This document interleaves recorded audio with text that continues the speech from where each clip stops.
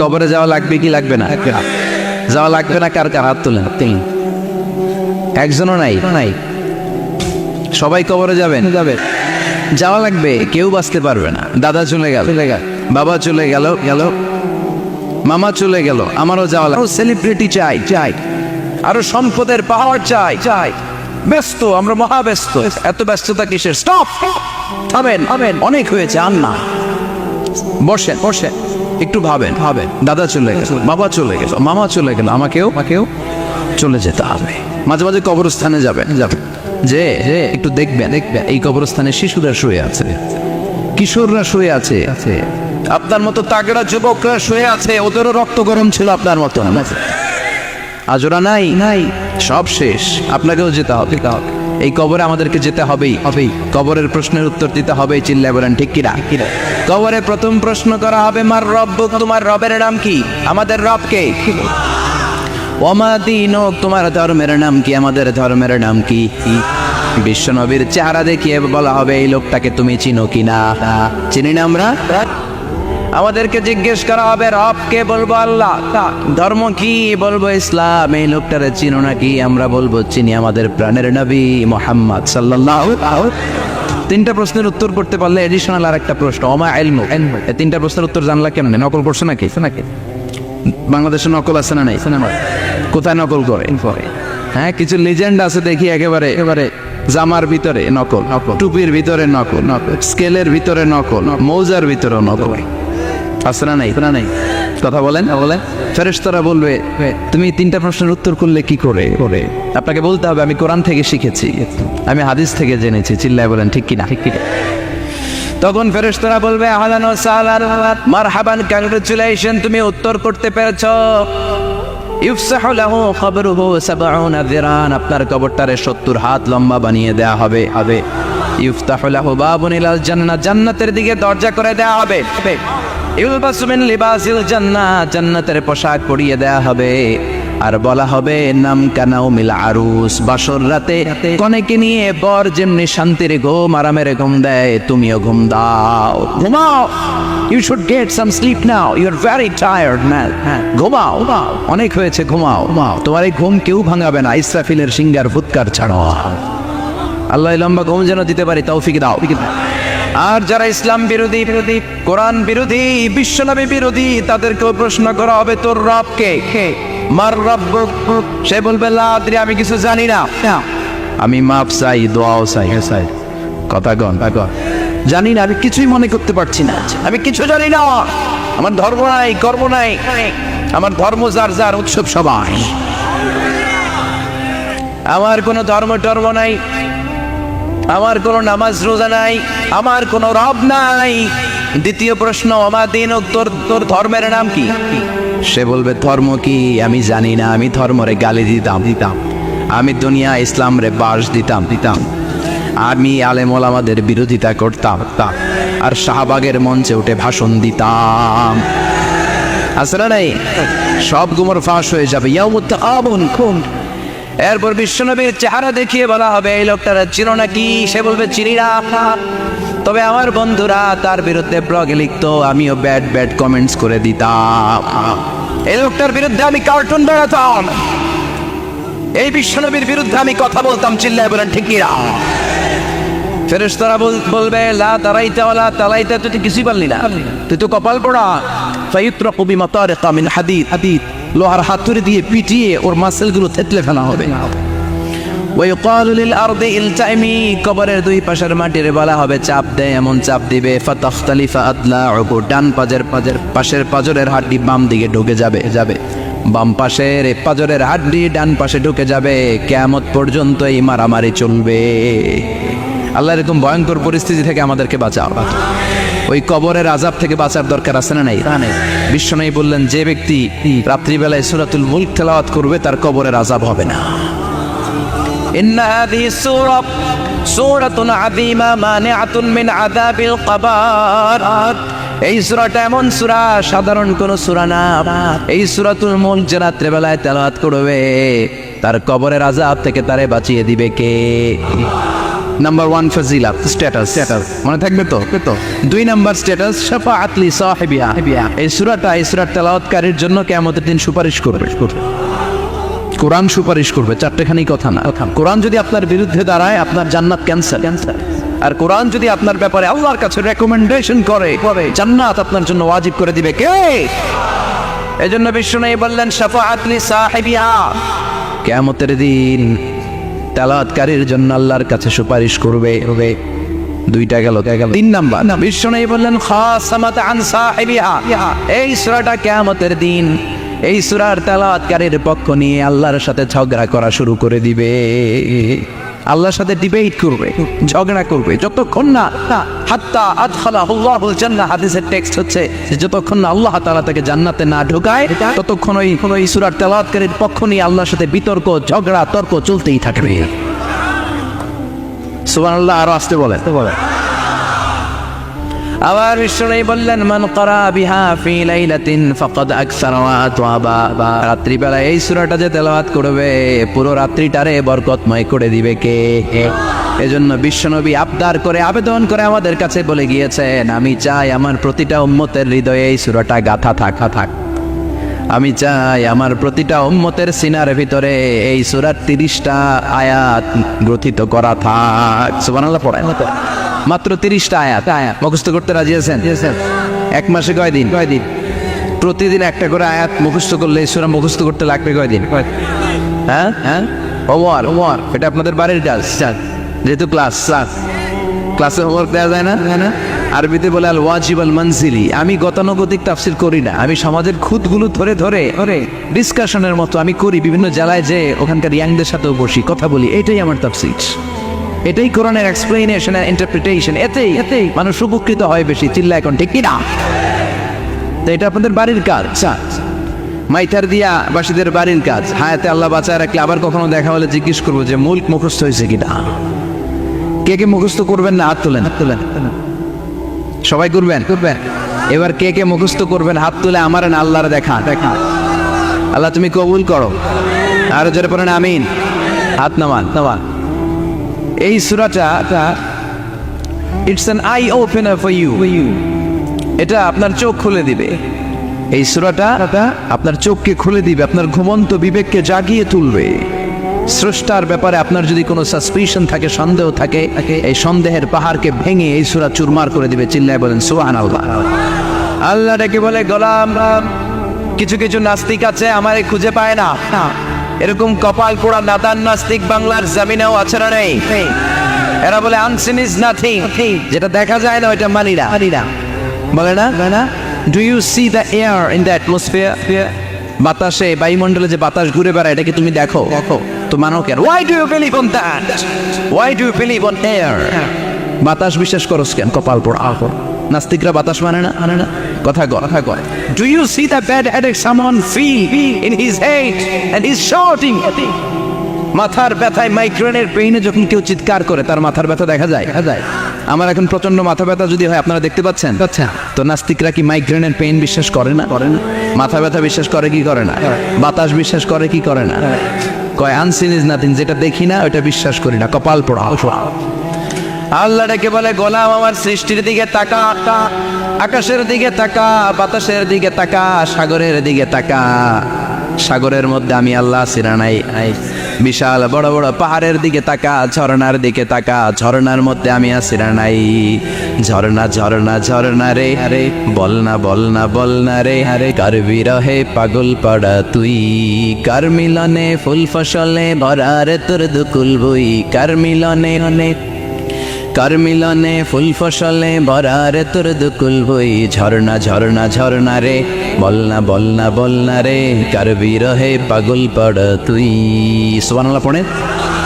ঝর্ণার দিকে তাকাও, সাগরের দিকে নজর করে দেখো, বিশাল পাহাড়ের দিকে নজর করে তাকাও, ওই পাহাড়ের মধ্যে আল্লাহরে খুঁজে বাবা। চিল্লায় বলেন ঠিক কিনা? এদিনে ইমাম আবু হানিফার হাতে হাত রেখে শাহাদা বাক্য পাঠ করেছে। সুবহানাল্লাহ পড়ে। ঝিনুকের ভেতর লুকিয়ে থাকে যেমন মতি, ঝিনুকের ভেতর লুকিয়ে থাকে যেমন মতি, কালমা শাহাদাতে আছে আল্লাহর জ্যোতি, কালমা শাহাদাতে আছে আল্লাহর জ্যোতি। সুবহানাল্লাহ পড়েন না পড়। এই জ্যোতি যার হৃদয়ে একবার টাচ করে তার জন্য জান্নাতকে খুলে দেয় কে? এই জন্য এই সূরা পড়লে নাস্তিকরা নাস্তিক থাকবে না। নাস্তিকদের জন্য এখানে আল্লাহ মেডিসিন দিয়েছে, কিছু ডোজ দিয়েছেন। আলহামদুলিল্লাহ পড়া। এই সূরা থেকে আমরা কিছু সময় কথা শুনবো। শুনতে রাজি আছেন তো? সূরার নাম চিল্লায় বলেন কি নাম? মুলক। মুলক মানে কি? মুলক মানে রাজত্ব, মুলক মানে ক্ষমতা, মুলক মানে পাওয়ার, মুলক মানে কিংডম, মুলক মানে সভরেন্টি। সুবহানাল্লাহ পড়েন না পড়। রব্বুল আলামিন বলেন তাবারাকাল্লাযী বিয়াদিহিল মুলকু ওয়া হুয়া আলা কুল্লি শাইইন কাদির। সুবহান সেই সত্তা যার হাতে ক্ষমতা আর তিনি সব বিষয়ে ক্ষমতাশীল। সুবহানাল্লাহ। তাবারাকাল্লাযী বিয়াদিহিল মুলক, মহামহিম সে সত্তা, সুমহান সে সত্তা, বিয়াদিহিল মুলকু যার হাতে ক্ষমতা। ক্ষমতা কার হাতে? হাতে। চিৎকার করে বলতে হবে কার হাতে? হাতে। নাকি আমাদের হাতে? হাতে। না সরকারের হাতে? হাতে। পুলিশের হাতে? হাতে। র্যাবের হাতে? হাতে। মাশরাফির হাতে? হাতে। হিরো আলমের হাতে? হাতে। ক্ষমতা কার হাতে? হাতে। ক্ষমতা শুধুমাত্র একজনের হাতে। চিল্লায় বলেন তিনি কে? আল্লাহর হাতে ক্ষমতা।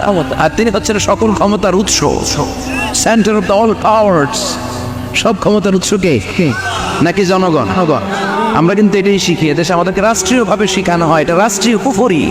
সকল ক্ষমতার উৎস জনগণ নয়, সকল ক্ষমতার উৎস কে? উনি ক্ষমতার উৎস, তিনি ক্ষমতাশীল, মহা ক্ষমতাধর। তার ক্ষমতার সাথে কারো তুলনা হয় না। আমাদের কি ক্ষমতা? কথা বলে বল্লা পোকার কেমন খেয়েছেন? হ্যাঁ, মৌমাছি কামড়াইছে, মৌমাছি কামড়াইলে চিল্লাচিল্লি শুরু করে। তো কি ক্ষমতা আছে আপনার? বল্লা কামড় মেয়েরা দেয় তো ওটা ধরে যে মার মইটাও পারি। কুত্তায় কামড়াইলে আমরা কুত্তারে কামড়াইতেও পারি না। কথা বলেন, আমরা নাকি ক্ষমতার মালিক। পিছন থেকে কেউ যদি বলে হুজুর সাপ, মজা করে বলছি এতই ভয় পাইছি। আসলে যদি ফাঁস করে আসতো সব দৌড়। স্লোগান দেওয়ার বলায় লিল্লাহে তাকবীর, আল্লাহু আকবার, আমার ভাই তোমার ভাই, কাপায় ফেলাম নামায় ফেলাম। কথা বলেন। আর যদি পেছন থেকে কেউ আওয়াজ করে বলে সাপ, দৌড়। আপনারা কি দৌড় দিবেন? আমরা এদিক দিয়ে দৌড় দেবে। কথা গন চাচা আপন প্রাণ জীবন বাঁচানোর জন্য ভয়ে পাগল। সাপ লাগবে না, বাবা ভেঙছিলেন মাইটার দিয়ে নাই বোধ হয়। আছে কি করে খালি লাফায়। 10টা বাবা ব্যাং যদি ছেড়ে দেওয়া হয় স্টেজে, দুইটা আর বাকি 8টা এদিকে। বাবা ব্যাং আর কি লাভ দিব? এরসে লাফালাফি শুরু করবো আমরা। কথা বলে। আর আমরা দাবি করি আমরা ক্ষমতার উৎস। কোনো ক্ষমতা নাই। একবার ডায়রিয়া হলে 3 বার টয়লেটে গেলে আর চেহারার দিকে তাকানো যায় না। কারে মাফ করে দে, আই মরে যাইও, আই হাইতান ন আছে না নাই? তো পারবেন না কেন? আপনার না ক্ষমতার উৎস? আপনি না ক্ষমতার উৎস। আরে আপনার তো কোনোই ক্ষমতা নাই। খুলিকাল ইনসানু দাঈফা, মানুষকে দুর্বল থেকে দুর্বল করে তৈরি করেছে কে?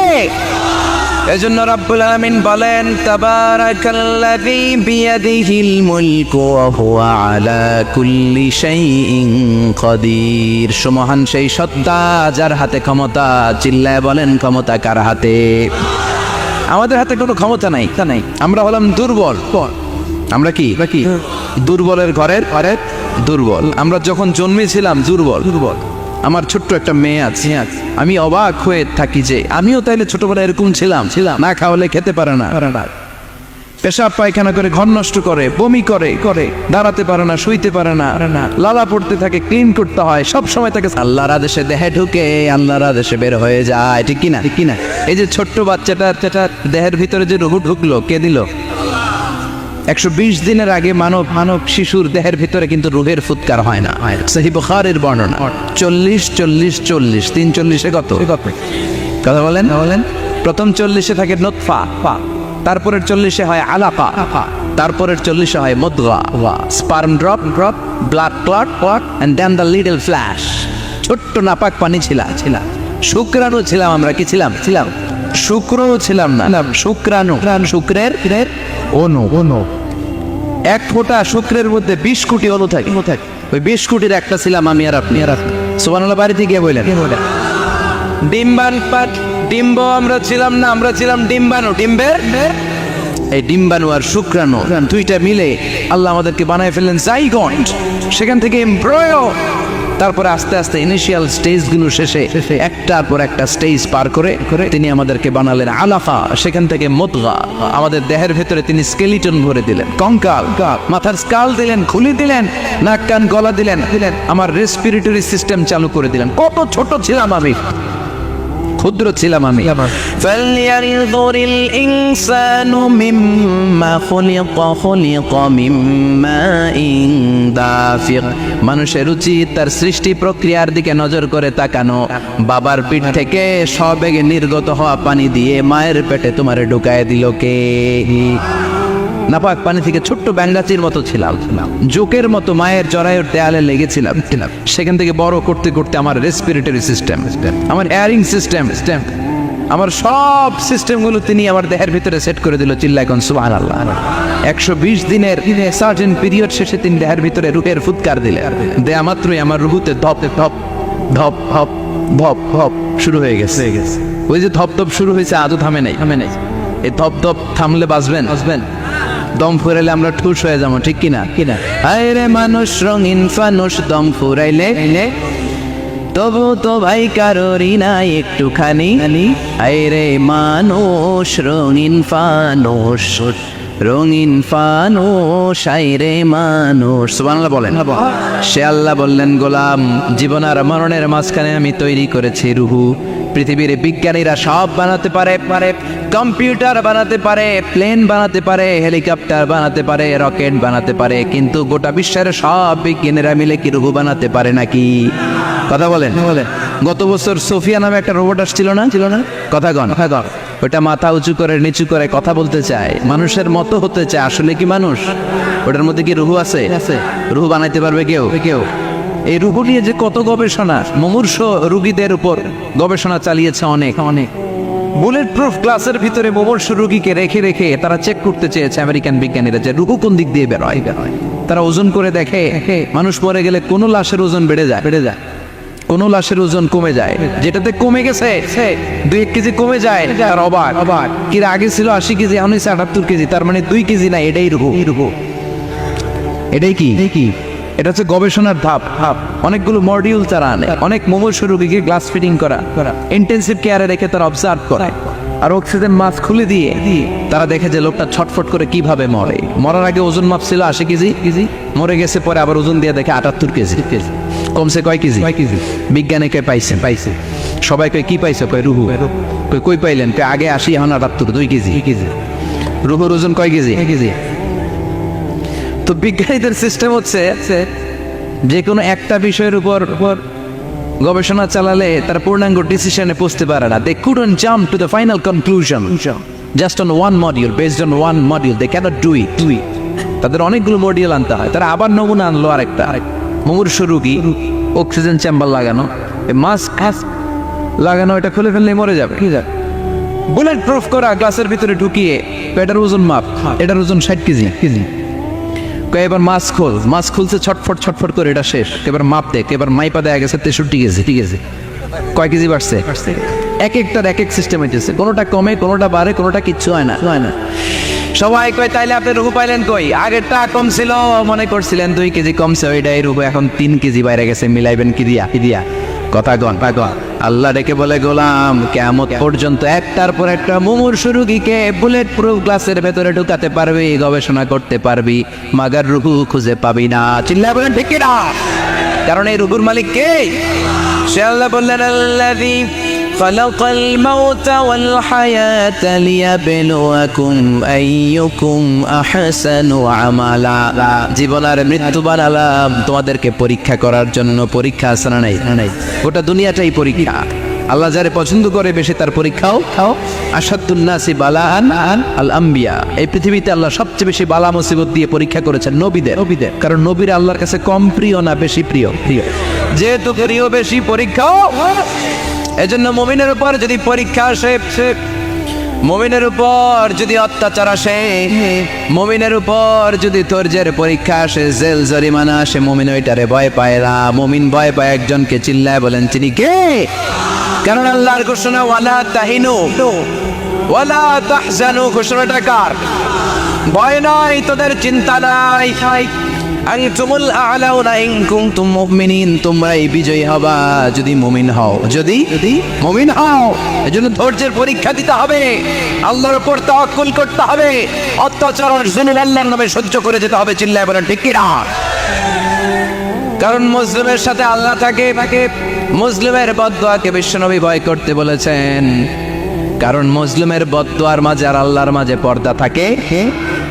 যারা দুনিয়ার বুকে জুলুম করে তাদেরকে ক্ষমতার মস্তক থেকে নামিয়ে দেয় কে? আর যারা মজলুম হয়, যাদের রক্ত দিয়ে জমিন ভেজে, তাদেরকে জমিনের ক্ষমতা দিয়ে দেয় কে? আর যারা রক্ত ঝরায়, ইতিহাস বলে তারা শেষ পর্যন্ত প্রাণ আর জান নিয়ে পালাবার জায়গাটা পায় না। চিল্লায় বলেন ঠিক কি না? এজন্য মুমিন খুব ভালো করে জানে, রাত্রি যত গভীর হয়, সুবহে সাদিকের সময় কাছে আসতে থাকে। গর্ভবতী নারীর পেটের জ্বালা যন্ত্রণা, ব্যথার পেইন যত বাড়ে, নতুন মেহমান আগমনের সময় কাছে আসতে থাকে। তেমনি ইসলামের পক্ষের শক্তির উপর যদি অত্যাচার, অনাচার, স্টিম রোলার বেড়ে যায়, এটা প্রমাণ করে ইসলামের বিজয়ের সময় কাছে আসতে শুরু করেছে। চিল্লায় বলো ঠিক কি না? এজন্য রাব্বুল আলামিন ডেকে বলেন, গোলাম লিয়াবলুয়াকুম আইয়ুকুম আহসানু আমালা, কে ভালো আমল করো, কে খারাপ আমল করো, এজন্য আমি জীবন মরণ তৈরি করেছি। চিল্লায় কোন ঠিক কিরা?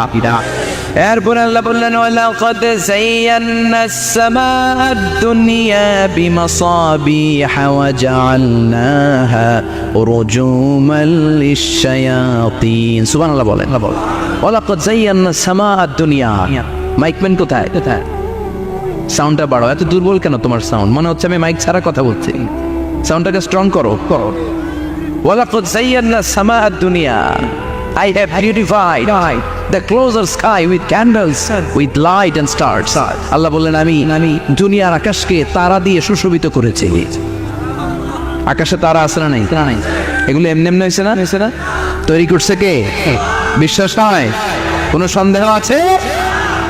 এখন তো লাইটিং ফাইটিং এর যুগে তারার যে কি সৌন্দর্য আমরা বুঝি না। আমরা যখন ছোটবেলা গ্রামে যেতাম, রাতের বেলা তারার মেলা, কি সুন্দর, একটার চেয়ে একটা সুন্দর। শুকতারা, ধ্রুব তারা, সপ্তর্ষি মণ্ডল, 7টা তারার একটা চেইন আছে, চিনেন এগুলো? কি সুন্দর তারা! এগুলো তৈরি করে রেখেছে কে? প্রথম আকাশের মহাশূন্যকে আল্লাহ এই তারকা দিয়ে বিউটিফাই করেছেন। ইটস এ ক্যান্ডেল, আল্লাহ সাজিয়ে রেখেছেন। আমরা খালি চোখে যেটা দেখি, এটা কিন্তু আকাশ না, এটা প্রথম আকাশ নয়। প্রথম আকাশ যে কত দূরে আমেরিকান নাসার বিজ্ঞানীরাও জানে না। খালি চোখে আমরা যা দেখি, এটা প্রথম আকাশের মহাশূন্য। এর অনেক অনেক অনেক উপরে প্রথম আকাশ।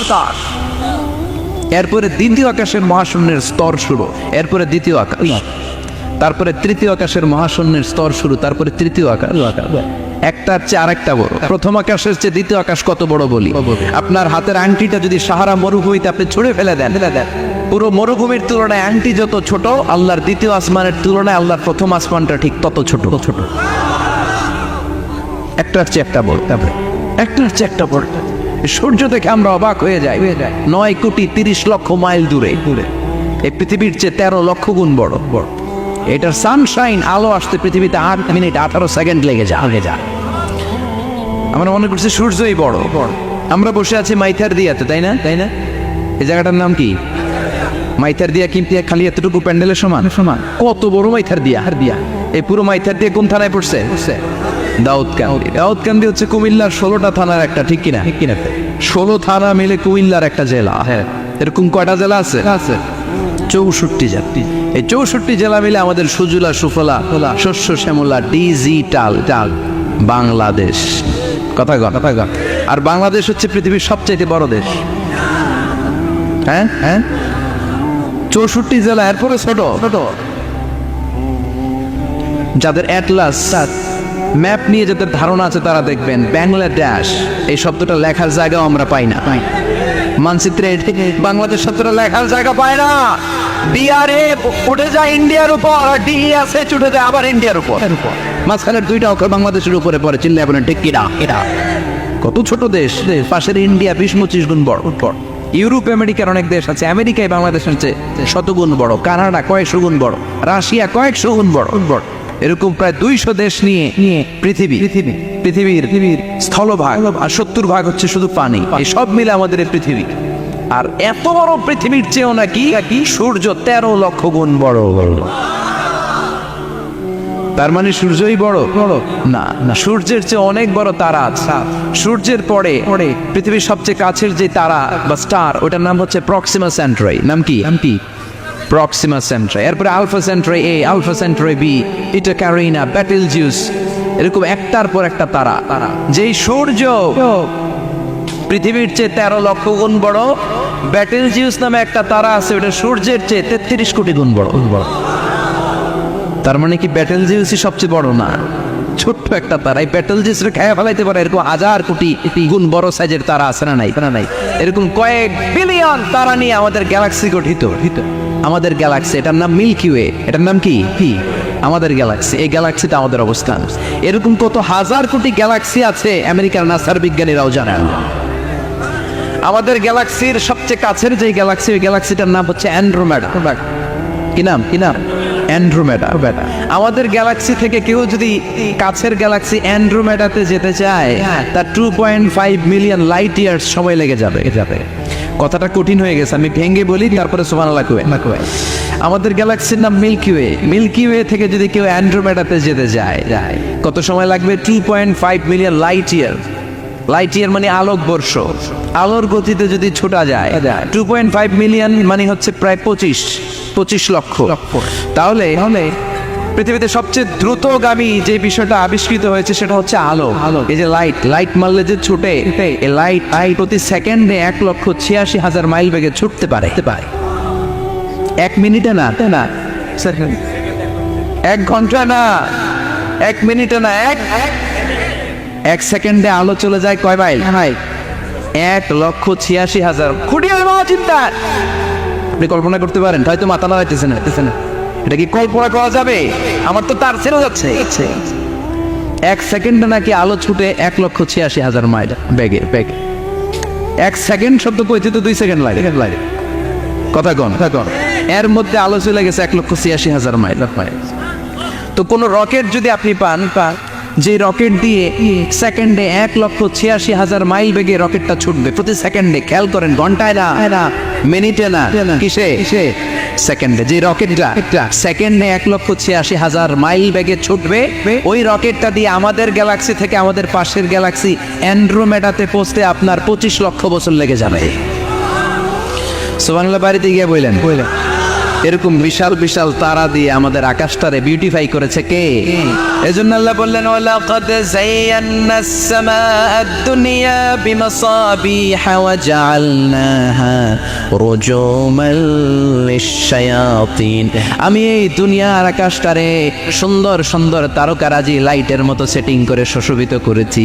আবার এই তারকা দিয়ে আমি শয়তানদেরকে প্রহারও করেছি। সুবহানাল্লাহ। শয়তানদেরকে আল্লাহ তারা মেরে আঘাত করে। সুবহানাল্লাহ বলেন। এরপরে এই সূরার প্রথম রুকুর শেষে আল্লাহ বললেন, وَأَسِرُّوا قَوْلَكُمْ أَوْ اجْهَرُوا بِهِ إِنَّهُ عَلِيمٌ بِذَاتِ الصُّدُورِ أَلَا يَعْلَمُ مَنْ خَلَقَ وَهُوَ اللَّطِيفُ الْخَبِيرُ। আল্লাহ বললেন, وَأَسِرُّوا قَوْلَكُمْ, তোমরা যদি গোপনে কথা বলো, আও ইজহারু বিহি, কিংবা স্পষ্ট করে বলো, সব শোনে কে? আপনি যেমনি বলেন শুনবে কে? বলেনই নাই, শুধু মনে মনে ভাবছেন, শুনবে কে? সুবহানাল্লাহ কইবেন না? সাত আকাশের উপরে, আরশের উপরে তার অবস্থান, সাত জমিনের নিচে কোনো গোপনতম প্রকোষ্ঠে, কোনো ছোট্ট বাক্সের ভেতরে যদি কোনো পিপিলিকা নীরবে হেঁটে যায়, আল্লাহ বলে আমি ওই পিঁপড়ার হেঁটে চলার পায়ের আওয়াজটাও শুনতে পাই। এজন্য কেউ যেটা শোনে না, শোনে কে? এরপর আল্লাহ বললেন, ওয়াল্লাযী জাআলা লাকুমুল আরদা যালুলান ফামশু ফি মানাকিবিহা ওয়া কুলু মির রিজকি ওয়া ইলাইহিন নুশুর। সুবহানাল্লাহ বলেন। আল্লাহ ডেকে বললেন, গোলাম, তোমাদের জন্য জমিনটারে আমি বিছানা বানিয়েছি। আল্লাযী জাআলা লাকুমুল আরদা ফিরাশা, জমিনটারে বিছানা বানিয়েছে কে? এই বিছানার মতো সমতল জমিন দিয়ে তোমরা হেঁটে বেড়াও, চলে বেড়াও, হেলে দুলে পড়ার সুযোগ নাই, ঠিক কিনা? ঠিক কিনা? এই যে মাইথার দিয়ে আজকের যে ময়দান, এটা যদি বিছানার মতো সমান না হয়তো বসতে পারতেন? কথা গণ। এই ময়দানের প্যান্ডেলের এদিক দিয়ে উষা, এদিক দিয়ে গর্ত, এদিক দিয়ে নিচা, এদিক দিয়ে খাড়া। কেমন হইতো? কথা গণ। কেউ আমার দেখতো, কেউ দেখতো না, কেউ দাঁড়াইয়া, কেউ বৈশা আছে না নাই? কিন্তু জমিনটারে সমতল বানালো কে? আপনি যদি বিমান থেকে যদি আপনি দেখেন, বিমানের গ্লাস দিয়ে, জানলা দিয়ে যদি আপনি নিচের দিকে তাকান, আপনি দেখবেন মনে হবে পুরো জমিনটাকে আল্লাহ সবুজ কার্পেট দিয়ে কার্পেটিং করে রেখেছে। এই সৌন্দর্য দিয়েছে কে? আবার রব্বুল আলামিন বলেন, জমিনটারে সমান দেখে, কার্পেটিং দেখে মনে করো না তোমরা বেঁচে গিয়েছো। আমার দেয়া বিধান আমার জমিনে যদি কায়েম করতে না পারো, এই কার্পেটিং করা জমিনের ভেতরে আযাব আছে না নাই? এই পুরো জমিনের ভেতরে আছে আগুন আর আগুন। আগ্নেয়গিরি রোগ্নোৎপাত জ্বালামুখে বিস্ফোরণ করে দিয়ে গোটা বিশ্বটারে মুহূর্তে মেসাকার করে দিতে পারে কে? এজন্য আল্লাহ ডেকে বললেন, গোলাম আমিনতুম মান ফিস সামাই আন ইয়াখসিফা বিকুমুল আরদা ফাইযা হিয়া তামুর। তোমরা কি ভেবেছো নাকি বেঁচে যাবা? আমি চাইলেই পুরো জমিনটারে কাঁপিয়ে দিতে পারি। আন ইয়াখসিফা বিকুমুল আরদ, খাসাফ মানে ল্যান্ডস্লাইড। খাসাফ মানে কি? ল্যান্ডস্লাইড, ভূমিধস, ভূকম্পন, আর্থকোয়েক আছে না নাই? বাংলাদেশে তো ভূমিকম্প হয় না, টের পাইছেন? মাঝে মাঝে মাঝরাতে হয় না? 3টার দিকে নিজেই দৌড় দিব না, বাচ্চারা লইয়া দৌড় দিব, লুঙ্গি পইরা দৌড় দিব না, লুঙ্গি সারা দৌড়াম। এই ভূমিকম্প আছে না নাই? আল্লাহ বলে, মনে করো না জমিনটা সমতল, কার্পেটিং করে দিয়েছি। এই কার্পেটিং এর ভিতরেও আগুনের দলা আছে না নাই? আবার আল্লাহ বললেন, আমিনতুম মান ফিস সামাই আন ইউরসিলা আলাইকুম হাসিবা। নিচে যেমনি কার্পেটিং করা জমিনের ভেতরে অগ্নুৎপাত রেখে দিয়েছি, মাথার উপর থেকে আযাব দেওয়ার সুযোগ আছে না নাই? চাইলে আল্লাহ অগ্নি বৃষ্টি দিতে পারে, আগুন বৃষ্টি দিতে পারে, ঠান্ডার বজ্রপাত দিতে পারে। আপনারা লূত আলাইহিস সালামের কওমের নাম শুনেছেন? তারা হোমোসেক্সুয়ালিটি, সমকামিতা করত। ফলে আল্লাহ তাআলা বিশাল এক চিৎকার মেরে সাইয়েদনা জিবরাইলের মাধ্যমে পুরো জমিনটারে শেষ করে দিলেন। ফাজআলনা আলিয়াহা সাফিলাহা ওয়া আমতারনা আলাইহিম হিজারাতাম মিন সিজিল। তাদের অপকর্মের কারণে জর্ডানের ওই এলাকাটাকে আল্লাহ বললেন, জিবরাইল এলাকাটারে হাতে তুলে নে, আকাশের উপরে তুলে পুরো এলাকা সহ মানুষ সহ জমিনের মধ্যে গেড়ে দে। জমিনের নিচের মাটি উপরে নিয়ে গেল কে? উপরের মাটি নিচে নিয়ে গেল কে? পুরো জায়গাটা এখন ডেড সি হয়ে গেছে। কিসি ডেড সি নাম শোনেন নাই বোধহয়? আজকে শুনে রাখেন, এটারে বলে মৃত সাগর। এটা গজবের জায়গা, ওখানে মানুষও ডুবে না। লবণের ডেনসিটি, সল্টের ডেনসিটি এত হাই, এই পানির মধ্যে এত গজব, এর মধ্যে কোনো মাছ জন্মায় না, চিংড়ি জন্মায় না, কাঁকড়া জন্মায় না, ব্যাঙ হয় না, শ্যাওলা হয় না, কিচ্ছু বাঁচে না। এটা গজবের জায়গা, চিন্তায় বলেন ঠিক কিনা? যে আল্লাহ জর্ডানের এলাকাটারে ধ্বংস করে দিল, ওই আল্লাহ আজও আছে না নাই? এই জন্য নিজ দিয়ে তিনি যেমনি আযাব দিতে পারেন, ভূমিকম্প দিতে পারেন, জলোচ্ছ্বাস দিতে পারেন, উপর থেকে তিনি শিলাবৃষ্টি দিতে পারেন কি পারেন না? মাইটার দিয়ে কখনো শিলাবৃষ্টি হয়েছিল?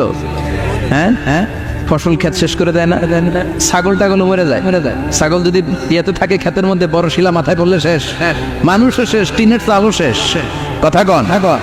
এরপরে আল্লাহ যদি উল্কা বৃষ্টি পাঠায়, উল্কা যদি পড়ে কই যাবে? কোথায় যাবেন আপনি? উল্কা চিনেন? মহাশূন্যে বিশাল পাথরের খণ্ড ঘর্ষণ খেয়ে পৃথিবীর ভেতরে ঢুকে যায়। এই পৃথিবীতে সবচেয়ে বড় উল্কাপিণ্ড পড়েছে সাউথ আফ্রিকাতে। সাউথ আফ্রিকার একটা সিটি আছে, হোবা সিটি। এই হোবা শহরে 60 মেট্রিক টন ওজনের একটা উল্কা পড়েছিল, যেখানে পড়েছে পুরো জায়গাটা বিশাল খাদ হয়ে গিয়েছে। এরকম একটা উল্কা যদি এখানে পড়ে আজকে, বাঁচার উপায় আছে? যে বিল্ডিং এ আমরা থাকি, রাতের বেলায় ঘুমাই আর দুম্মা চলে ধুম দেখি রাতে, ওই বিল্ডিং এ যদি একটা পড়ে, কথা কন, ডান্স ক্লাব গুলোর উপর যদি পড়ে, পতিতালয় যেগুলো আছে ওগুলা যদি পড়ে, যে হোটেল গুলার মধ্যে আকাম কুকাম হয় ওইটার উপর যদি পড়ে, নাকি আল্লাহর এখন দেওয়ার ক্ষমতা নাই? তা নাই। কথা কন। তার মানে বেঁচে গেছো, পার পেয়ে গেছো মনে করো না, নিজ দিয়েও আযাব আছে, উপর দিয়েও আযাব আছে। চিল্লায় বলেন ঠিক কিনা? এজন্য ভয় পেতে হবে একজন সত্তাকে, তিনি কে? সব ক্ষমতার মালিককে।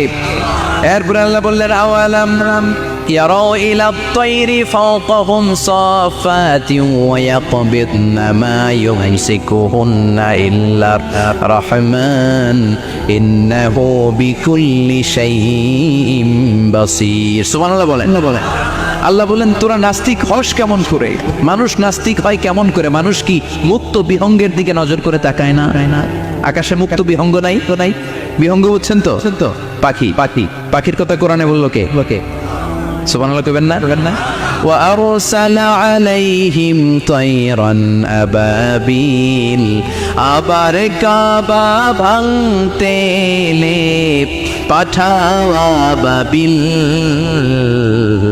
দাও খোদা দাও আমায় আবার ওমর দরজ দিল দাও খোদা দাও আমায় আবার ওমর দরজ দিল সুবহানাল্লাহ পড়েন এই যে আল্লাহ বললেন ওয়া আরসালা আলাইহিম তারপর তায়রান আবাবিল তায়ের মানে পাখি তায়ের মানে কি আবার জান্নাতে যারা যাবে তাদেরকে পাখির ভুনা গোশত খাওয়াবে কে জান্নাতে যাওয়ার সাথে সাথে প্রথমে আল্লাহ আপনাদেরকে মেহমানদারি করবে মাছের কলিজা দিয়ে খাইবেন মাছের কলিজার কথা শুনে জিভে পানি আসছে নাকি আউয়ালু তাআমিন ইয়াকুলুহু আহলুল জান্নাতি ফাজিয়াদাতু কাবিদিল হুত প্রথমে মাছের কলিজা এরপরে পাখির ভুনা গোশত তার মানে পাখির কথা কোরআনে আছে না নাই আবার সাইয়েদনা সুলাইমান আলাইহিস সালামের একটা পাখি ছিল ওইটার নাম কি ছিল হুদহুদ পাখি মাথার উপর দিয়ে চলতো আর ওইটার চোখে জুমিং পাওয়ার আল্লাহ এত বেশি দিয়েছিল এটা জামিনে নজর করলে বুঝতে পারতো কয় হাজার ফিট নিচে পানি আছে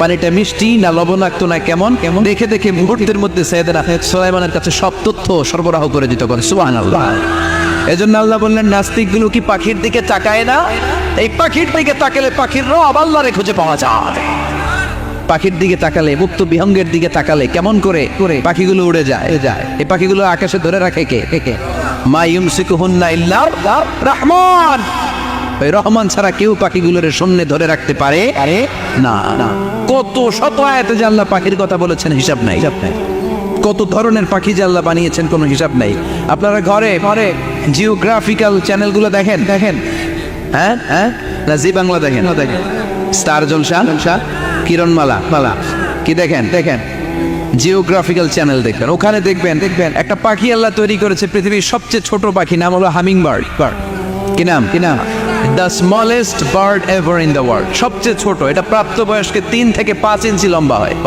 এটার পূর্ণ যৌবন এটা লম্বা কদ্দুর 3 থেকে 5 ইঞ্চি এটা প্রতি সেকেন্ডে ডানা ঝাপটাতে পারে 80 বার কয়বার আমাদের ডানা আছে না দুইটা আপনি আপনার ডানা 1 সেকেন্ডে কয়বার ঝাপটাতে পারবেন হ্যাঁ আমি ঝাপটাইলাম কয়টা হয়েছে 1 সেকেন্ডে হ্যাঁ 3-4টা ঝাপটা দিতেই আমার সেকেন্ড শেষ কিন্তু এই পাখিটা প্রতি সেকেন্ডে তার 2 পাখা ঝাপটায় কয়বার পৃথিবীর সব পাখি সামনে ওড়ে তো এই পাখি সামনে যেমনি ওড়ে এট দ্য সেম টাইম এই পাখি পিছনের দিকে উঠতে পারে সুবহানাল্লাহ বাড়িতে যাই বললেন ইউরোপের আল্পস পর্বতমালায় গুগল করবেন যে আজকে গুগলে লিখবেন যে আলপিন সুইফট একটা পাখি আছে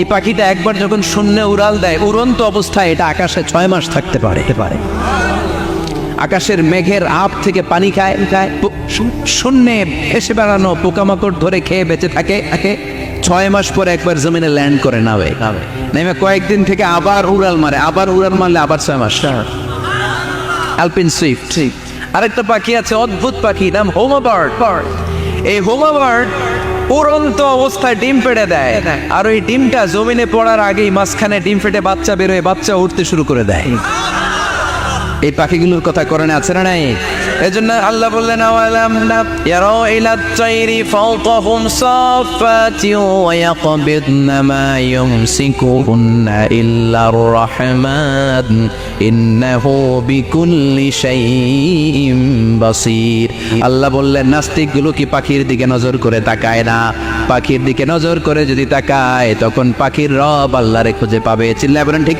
কিনা পাখিকে আরবিতে বললে তয়ের সবাই বলেন পাখির আরবি কি বিমানের আরবিও তয়ের পাখি আরবি যা বিমান আরবিও এই পাখি নিয়ে গবেষণা করে বিমান বানাইছে সুবহানাল্লাহ কইবেন না আমরা বানাই নাই আমরা তো খোঁজাখুঁজিতে ব্যস্ত আমরা আছি ফতুয়া নিয়ে ব্যস্ত তুই 20 কারণে গাবে তোর চাচা 90 কারণে কাফের। তোর চাচা মরলে যেই জায়গায় কবর দেয়া হবে ওই কবরের মাটির উপরে যে ঘাস উঠবে ওই ঘাস যে গরু খাবে ওই গরুর দুধ যে খাবে ও কাফের। আছে না নাই? নাই, খালি কাফের ফতোয়া দেয় ব্যস্ত। আমরা ফতোয়া নিয়ে রইলাম আর ওরা সব আবিষ্কার করে ফেললো। উইলবার রাইট আর অরভিল রাইট এই দুই ভাই 1903 সালে এই বিমান আবিষ্কার করেছে এই আয়াতের উপর গবেষণা করে।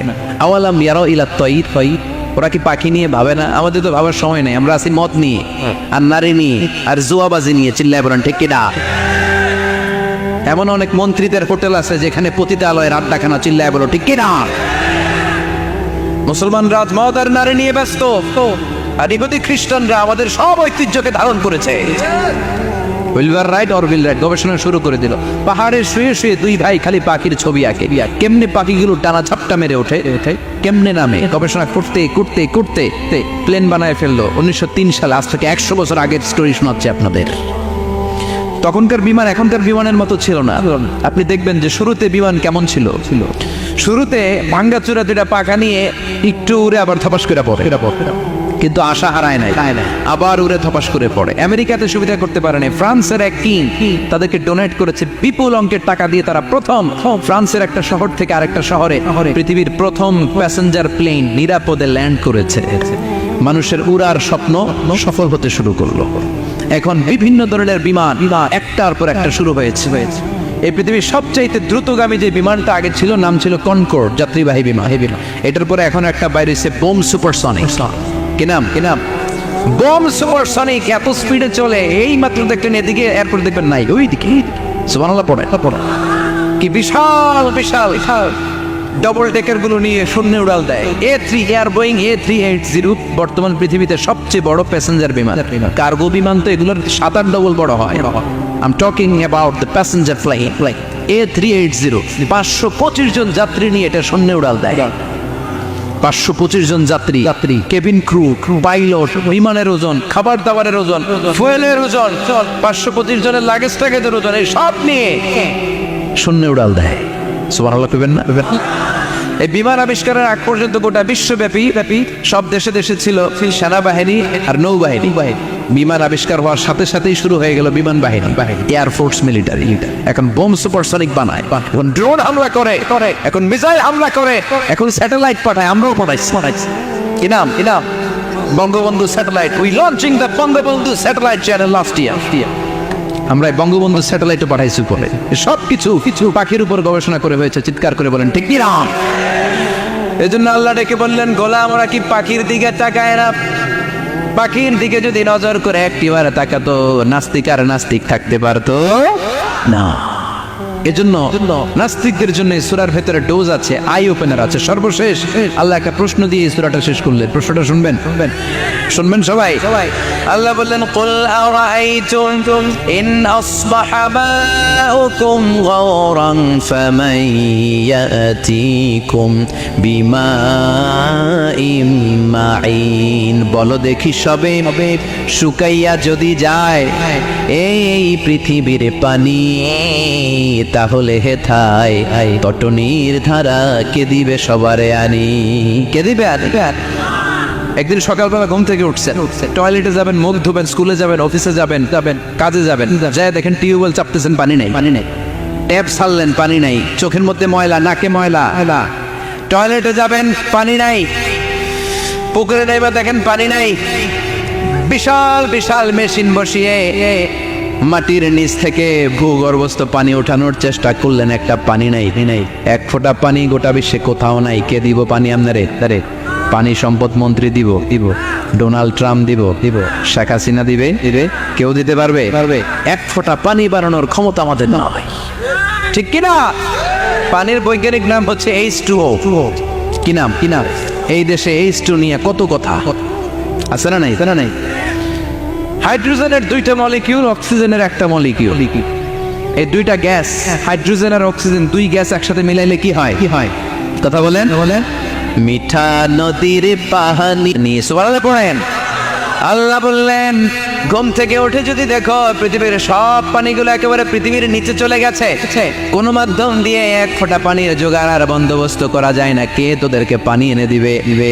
কথা কন আল্লাহ ছাড়া এক ফোঁটা পানি এনে দেওয়ার মতো ক্ষমতা কারো আছে নাকি নাকি আবার পানি থেকে পৃথিবীর সব কিছুরে বানালো কে ওয়াজআলনা মিনাল মাই কুল্লা শাইইন হাই আফালা ইউমিনুন আল্লাহ বললেন পানি থেকে গোটা বিশ্বের সব আমি বানালাম সব জীবিত জিনিস তৈরি হয়েছে পানি থেকে এটা কোরআনের কথা কার কথা আর ১৫০০ বছর পর বিজ্ঞানীরা এখন বলছে পানি থেকেই সব প্রাণ এসেছে সুবহানাল্লাহ পড়ে বিজ্ঞানীদের রিসার্চে এসেছে পৃথিবীর সর্বপ্রথম যে প্রাণীটার উৎপত্তি এটার নাম নাকি অ্যামিবা কি নাম it's a very small unicellular organism in the world এক কুশি শৈবাল অ্যামিবা এসেছে পানি থেকে ওদের